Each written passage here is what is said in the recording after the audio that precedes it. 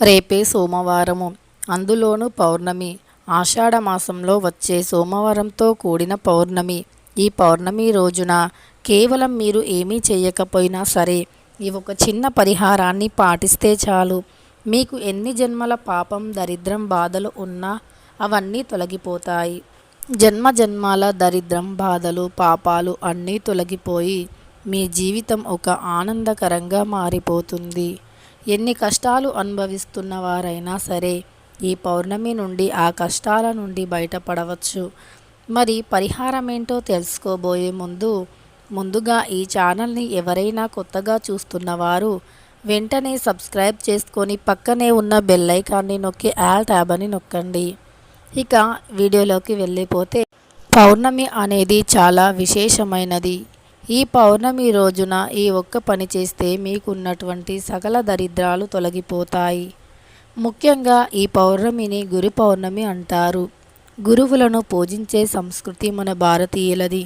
ఈ గురు పౌర్ణమి రోజున గురువుని పూజించి, గౌరవించి, గురువుని ఇంటికి పిలిచి వారికి మంచి భోజనాన్ని అందించి వారి యొక్క దీవెనలను పొంది గురుదక్షిణ ఇస్తే మీకున్నటువంటి సకల దరిద్రాలు పోతాయి అని శాస్త్రం చెబుతుంది.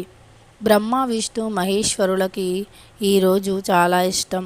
ఎందుకంటే మహేశ్వరుడు సకల మునులకు ఈరోజు గురు బోధన చేశాడు అని శాస్త్రం చెబుతుంది. బ్రహ్మ, విష్ణు, మహేశ్వరులు ముగ్గురు సృష్టికర్తలు. సృష్టిని సృష్టించిన వారు వీరే అని శాస్త్రం చెబుతుంది. ఈ గురు పౌర్ణమి రోజున దత్తాత్రేయ స్వామిని, విష్ణుమూర్తిని, మహాపరమశివుని పూజిస్తే గనక కోరిన కోరికలు తీరి మీ దరిద్రం పారిపోతుంది అని శాస్త్రం చెబుతుంది. అంతేకాకుండా మీ జీవితంలో ఉన్నటువంటి కష్టాలు, బాధలు ఇవన్నీ తొలగిపోతాయి. ఆషాఢ మాసం అనేది పవిత్రమైనది. మరి ఈ ఆషాఢ మాసంలో వచ్చే పౌర్ణమి ఇంకా పవిత్రమైనది. ఈ రోజున గురువులను అంటే బ్రహ్మ, విష్ణువు, దత్తాత్రేయ స్వామి మరియు మహేశ్వరుడు అంటే శంకరుణ్ణి పూజించడం వల్ల సకల దరిద్రాలు పోయి పిల్లలకు ముఖ్యంగా జ్ఞానం కలుగుతుంది అని శాస్త్రం చెబుతుంది. ఈ గురు పౌర్ణమి రోజున మీ ఇంట్లో చిన్నపిల్లలు ఎవరున్నా సరే, మీ పిల్లలు ఖచ్చితంగా చదువులో రాణించకపోయినా, మందబుద్ధి కలిగి ఉన్నా, వారికి జ్ఞానం కలగాలి అంటే గురు పౌర్ణమి రోజున వారితో ఒక రాగి చెంబుని తీసుకొని అందులో నీటిని నింపి ఆ నీటిని రాగి చెట్టు చుట్టూ ప్రదక్షిణలను చేసి తరువాత ఆ నీటిని రాగి చెట్టుకి పోస్తే వారి బుద్ధి బలం బాగా పెరుగుతుంది. వారు చదువులో ముందుంటారు.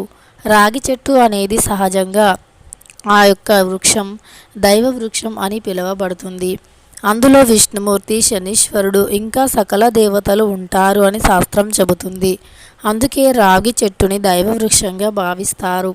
చెట్లలో ముందుగా తులసి, రాగి, జమ్మి, అంతేకాకుండా మరికొన్ని చెట్లు జిల్లేడు, వేప వంటి చెట్లను దైవ వృక్షంగా భావిస్తుంది మన భారతీయ సంస్కృతి. మరి చెట్లను పూజించే సంస్కారం భారతదేశం నుండే మొదలయ్యింది.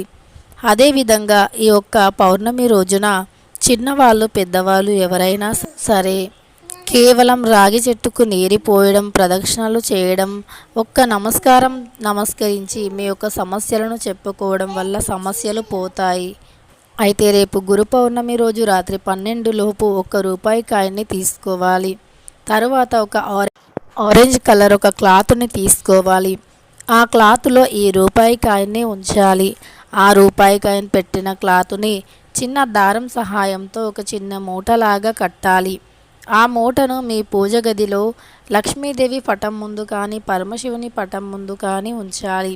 తరువాత ఆ మూటను ఒక అర్ధగంట అయిన తర్వాత, అంటే హాఫ్ ఎన్ అవర్ 20 మినిట్స్ అయిన తర్వాత ఆ మూటను తీసి మీ విండో దగ్గర, కిటికీ దగ్గర ఎక్కడైనా ఉంచి అలానే వదిలివేయండి. మళ్ళీ ఒక వారం తర్వాత ఆ మూటను తీయండి.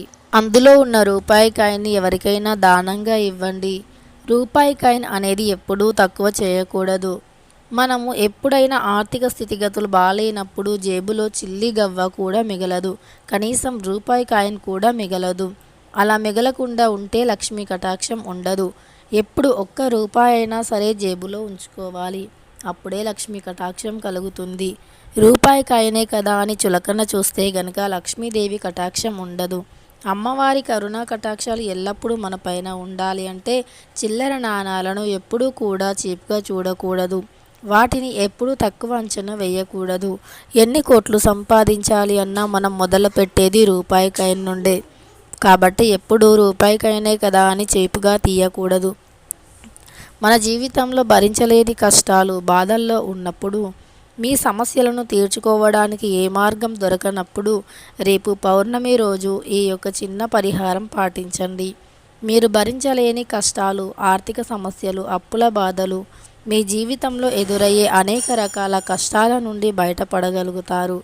భార్యాభర్తల మధ్య సఖ్యత లేకపోవడం, కుటుంబంలో కలహాలు, ఇంట్లో మనశ్శాంతి లేకపోవడం, మీ జీవితంలో భరించలేని కష్టాలు, అర్థం కాని ఆవేదన ఉన్నవారు ఈ పరిహారాన్ని మనస్ఫూర్తిగా భక్తి, శ్రద్ధ, నమ్మకంతో చేసి ఇష్ట దైవాన్ని ఆరాధిస్తూ ఉండడం వల్ల కష్టాల నుండి బయటపడతారు.